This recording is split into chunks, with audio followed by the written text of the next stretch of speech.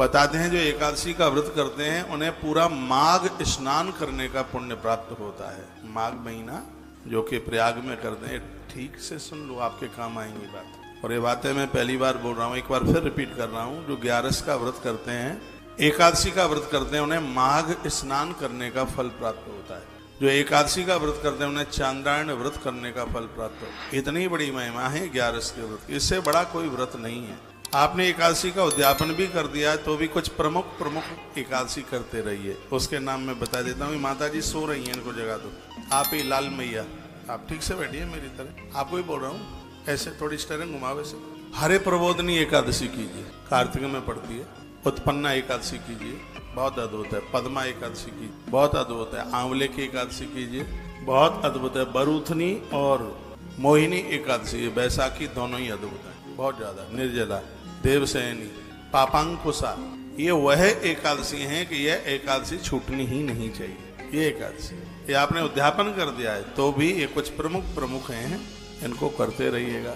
हमें 11 तत्वों को अपने कब्जे में जो करा दे वो एकादशी है। 11 तत्वों से जहाँ अपराध नहीं होता, एकादशी की महिमा है। मन से अपराध नहीं होगा, 5 ज्ञानेंद्रिय और 5 कर्मेंद्रिय से अपराध होगा ही नहीं। यह एकादशी की महिमा है। 5 वर्ष के ध्रुव भगवान को प्राप्त करते हैं।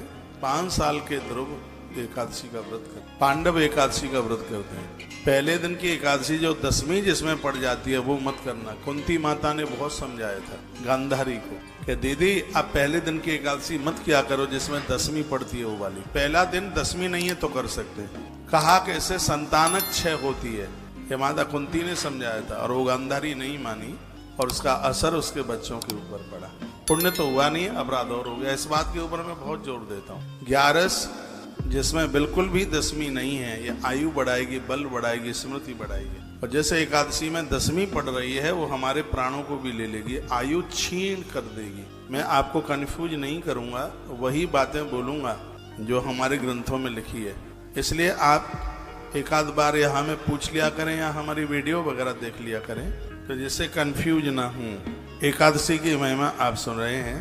तो रुक्मांगद नाम का राजा 11 का व्रत करता है। पूरा क्षेत्र, पूरी दुनिया उसके संग उस व्रत में लगी। एक दिन की बात थी, यमराज इतने परेशान हो गए और यमराज रोते रोते विधाता ब्रह्मा के पास पहुंचे। ब्रह्मा जी के पास पहुंचे, ब्रह्मा जी को प्रणाम किया।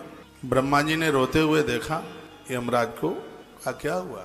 ब्रह्मा जी से यमराज ने कहा कि अब मैं नौकरी नहीं करना चाहता। हुआ क्या है, कहा तनख्वाह लेते रहें और काम करके न दें तो व्यक्ति की दुर्गति हो जाती है, उसको बिल्ली बनना पड़ता है। ऐसा नारद पुराण में वर्णन है और यमराज बोल। और कई जन्मों तक, बहुत लंबे समय तक उसको कष्ट भोगने पड़ते हैं। जो तनख्वाह लेते रहते हैं, काम करते नहीं है, पैसा लेते हैं, मेहनत करके देते नहीं है, उस जीव की दुर्गति हो जाती है।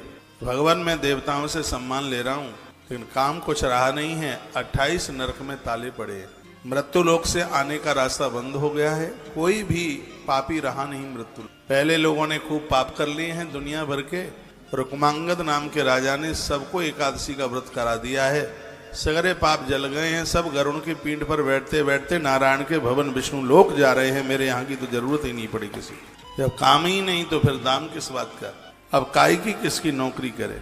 क्या वर्णन किया गया, किसी कार्य के लिए नियुक्त हुआ सेवक काम न होने पर यदि उसी पद पर रहता है और बेकार रहकर स्वामी के धन का उपभोग करता है तो वह निश्चय ही नरकों में गिरता है। यमराज ने, आप जितने भी मुझे सुन पा रहे हैं, अपना बच्चे को भी बोलना और अपने पति को भी बोलना। ऑफिस में जाते हैं टांग पर टांग रख करके न सोते रहे, नहीं तो यह प्रकृति को सब जवाब देना पड़े। इस प्रकृति में काम करके ही पानी पीना, काम करके ही भोजन करना, काम नहीं तो दाम नहीं। बहुत लोग बैठे बैठे कुर्सियां तोड़ते रहते हैं, फिर घरवाली को कहते हैं हमारी तो नौकरी बहुत अच्छी है, 8 घंटा सो के आते हैं, कुछ करना ही नहीं पड़ता। आज लग रहा है लेकिन तब पता चलेगा जब फेफड़े गल जाएंगे, अंदर का तंत्र खत्म हो जाएगा, बीमारियां फैल जाएंगी। मैंने पढ़ा है ये बीमारियां बिना अपराध के नहीं बढ़ती। कोई न कोई पापकृत कर्म होता है तब बीमारी बढ़ती है। वो कोई भी अपराध हो सकता है, असाध्य बीमारियां हैं, यह बिना अपराध के हो ही नहीं सकती। यह तो हमारे ग्रंथों में बहुत जोर से बात कही। जो लोग पुण्यात्मा हैं वो बिना बीमारी के दुनिया छोड़ के जाते हैं। कल्कि पुराण में वर्णन है, इस कलयुग में जब निरोगी होकर के व्यक्ति मौत को प्राप्त होता है तो देवसी नारद जी सगरे देवताओं के पास एक चक्कर लगा के आ जाते, कहते हैं देखो तो सही मृत्यु लोक से एक ऐसा आदमी आ रहा है जिसकी मौत अस्पताल में और दुर्घटना में नहीं, अपनी घर की चौखट के अंदर उसकी मृत्यु हुई है। देवताओं को अचंभा आश्चर्य लगता है। ऐसा जीवन जीने की कोशिश कीजिए जिसमें आप निरोगी रहें। अंत में एक गिलास पानी, एक लोटा पानी भी किसी से मांगने की जरूरत न पड़े। इस युवा में, जवानी में तो लगता नहीं है, अपराध हो जाते हैं पता नहीं लगता, लेकिन ये सब भोगना पड़ता है। इसलिए ध्यान रहे इस बात के लिए कि बिना मेहनत का हमारे पास आना जाए। मेहनत आप किसी भी डिपार्टमेंट में, किसी भी सेक्टर में, किसी भी क्षेत्र में, जहां भी जितने दिनों तक आप रहते हैं उस स्थान को अपना मानकर, तुम्हारे जाने के बाद तुम्हारी कमी का एहसास होना चाहिए। गणेश जी ने भगवान महादेव को बड़ी अच्छी बात कही थी जब वो चौकीदारी कर रहे थे ना, कहा मां नहा रही है, अंदर नहीं जाने दूंगा। भोलेनाथ ने कहा मैं तेरा बाप हूँ, माँ का भले ही है आप, लेकिन मुझे जो एक ड्यूटी मिल गई है और मैं उसको पूरा करूंगा। इस सब के लिए होना चाहिए, मेरे लिए भी और आपके लिए। मैं तो कर रहा हूँ बराबर। इस बात के लिए मैं बड़ा खरा उतरा हूँ। जहां भी हम लोग रहे हैं वो जगह को बिल्कुल अपना मानकर, अपना ही मान करके वो किया। जगन्नाथ घाट आश्रम में मैं रहता था, परिक्रमा मार्ग में पड़ता है, यमुना जी के बिल्कुल किनारे है। यहाँ मेरा विद्यार्थी काल निकला है। पूज्य ईश्वरपुरी जी महाराज जो विदेश में रहते थे, तो उन्होंने बड़ा इस आश्रम को डेवलपमेंट। विद्यार्थी थे हम वहाँ के, रात रात भर चक्की चलाते थे। लगता ही नहीं था किसी और की चक्की चला रहे हैं, ये लगता था अपना काम। सैकड़ों क्या 1500 महात्माओं के लिए रोटी बेलना। रोटी बेलने में तो कंपटीशन में मैं आपको भी पीछे कर दूंगा। ऐसी गोल गोल रोटी अभ्यास में है मेरे विद्यार्थी काल में। सुबह कई एकड़ों में सुबह झाड़ू लगाना, ये हमें वहाँ का जगन्नाथ भगवान का आशीर्वाद मिला है। हम लोगों के इष्ट देव है भगवान जगन्नाथ। हमने शुरू से उन्हीं के ही चरणों में जीवन जिया है। मैं भगवान प्रभु जगन्नाथ को बहुत मानता हूं। हमारे जीवन का संरक्षण, संवर्धन, उत्कर्ष भगवान प्रभु श्री जगन्नाथ जी ने किया। हमें जगन्नाथ भगवान के बर्तन साफ करने का सौभाग्य मिला। वहाँ की गौशाला में उस समय 125-150 गैयां होती थी, तो हमें इतना ही अचंभा, इतना आश्चर्य होता था कि स्वामी जी इतनी गायों का भरण पोषण करते कैसे, इतना जौ कहाँ से आता है, ये इतना गेहूं आता कहाँ से। रात भर चक्की चलाते और यही सोचते रहते। बहुत छोटी उम्र होती थी, बहुत छोटी, लेकिन कभी यह सोचा भी नहीं था कि यह गैया मैया अपना इतना आशीर्वाद बना देगी कि हमेशा हमेशा के लिए अपने चरणों में जोड़ देगी। बड़ी कृपा दी। वहाँ जगन्नाथ घाट में खिचड़ी का भोग लगता। मैं जगन्नाथ धाम में था पुरी में। सुबह ही सुबह एक पुजारी जी आए, मकर संक्रांति थी उस दिन, 14 जनवरी थी, कथा हो रही थी, पता नहीं 17-18 की बात है। तो बोले कि मैं एक काम से आया हूँ। पुजारी जी हाँ बोलिए।